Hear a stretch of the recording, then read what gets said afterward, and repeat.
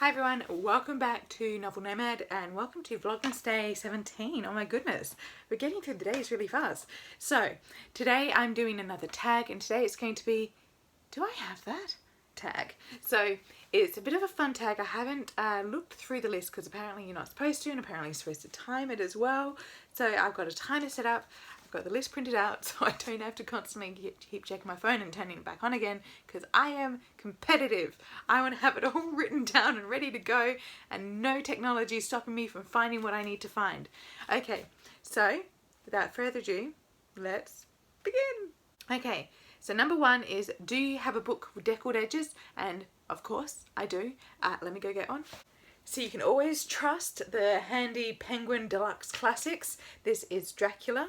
I got it because Kate Howe loved it so much, and I saw this edition of it which looked kind of spooky yet satisfying in the cover.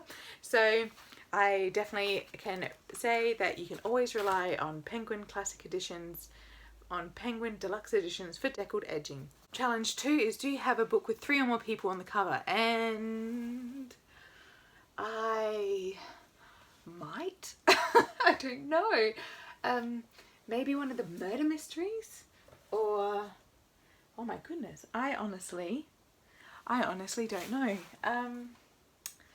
Let me see if I can find that one. Okay, I found one. It's a crime novel, A Fatal Waltz. It's got 3 people and half a man. So that makes 3.5 people on the cover.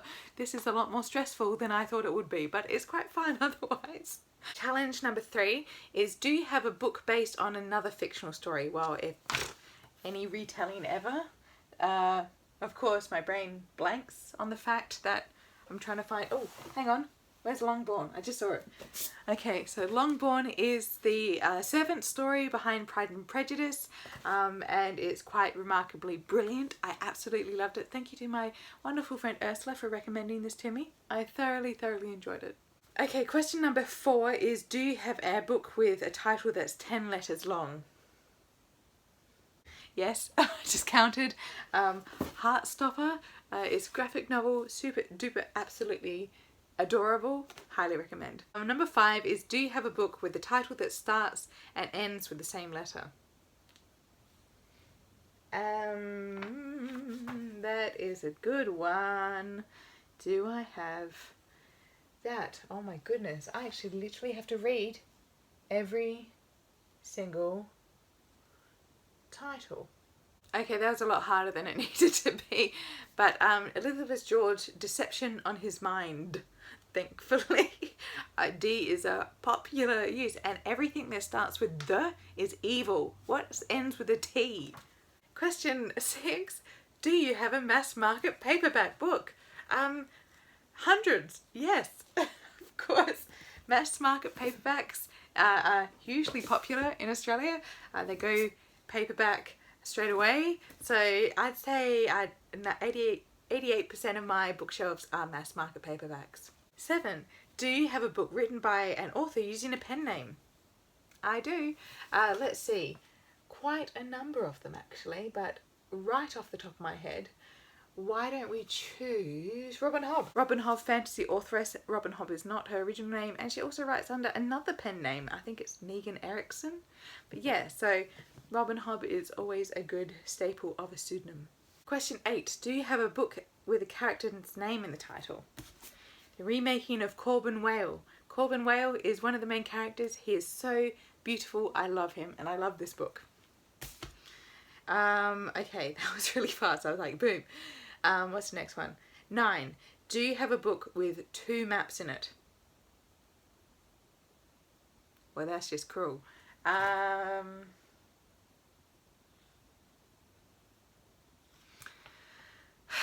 Oh,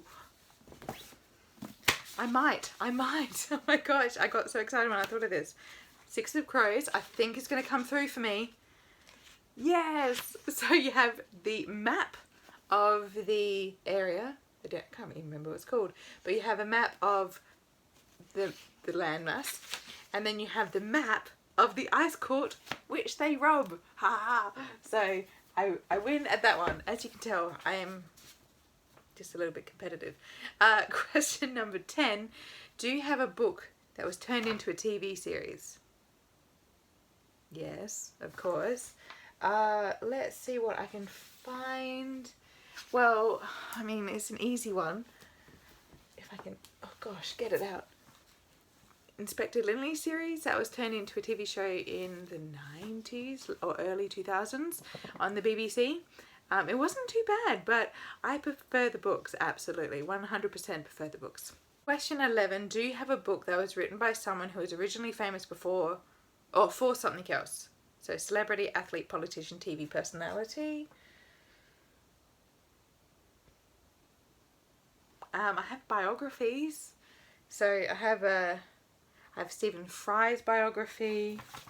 I have, oh my god,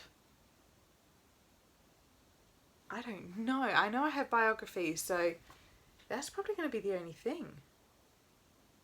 I mean, I do have, I suppose, one right away is The Smoke Gets in Your Eyes by Caitlin Doherty. She was famous on YouTube for giving us wonderfully weird facts about mortuaries, and then she wrote her biography, which is wonderfully weird facts about mortuaries and crematoriums. So yeah, I'd say this is the closest to hand, and the most interesting, absolutely. Question 12. Do you have a book with a clock on the cover? One that comes to mind is, does it have a clock? I know a clock features in it, but does it have a clock? Okay, so I got there eventually, but The Laws of Murder by Charles Finch. I actually collected the whole series. I'm still reading them, but I've collected the whole series because they're not out in Australia and it's really hard to order these in. So clocks, thank goodness. Well, watches, but clocks. Clock faces. Question 13. Do you have a book of poetry? I have lots of books of poetry. Soft Science is one that I just recently acquired and I'm currently wanting to read for this month. Question 14. Do you have a book with a award stamp on it? Let's get one of my favourites. Where is the boy? Oh no, that might not have the award stamp. Oh no, I got the copy before the award stamp. Bummer. That was hard. I've got most of the books before the award stamps were on them. But I've got The American Marriage, which was the winner for the Women's Prize of Fiction in 2019. Whew. Do you have a book with written by an author with the same initials as you? Well, I'm going to go with my first name and last name. So we're looking for a K and a T. Oh, goodness. I don't think I'm going to be very successful in this one. Not at all. My goodness, what could I possibly find? That is super weird. I honestly can't see any of them that have the same initials as me. And I mean, when you have a lot of books, you just say, surely not. But I'm not having any luck finding one. Oh my goodness. All right, I'm going to pass on that one. I did not get number 15. Whoops. But number 16, do you have a book of short stories?